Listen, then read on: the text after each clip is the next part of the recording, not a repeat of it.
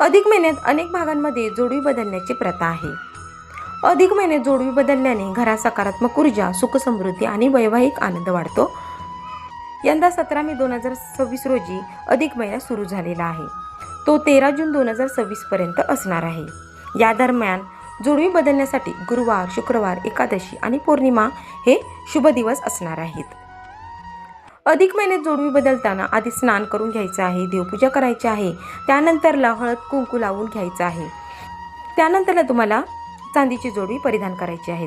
आता चांदीची जोडवी परिधान करताना ओम नमो भगवते वासुदेवाय नमः या मंत्राचा तुम्हाला जप करायचा आहे। यामुळे जोडवी परिधान करण्याचे फायदे अनेक पटीने वाढतात असे सांगितले जाते।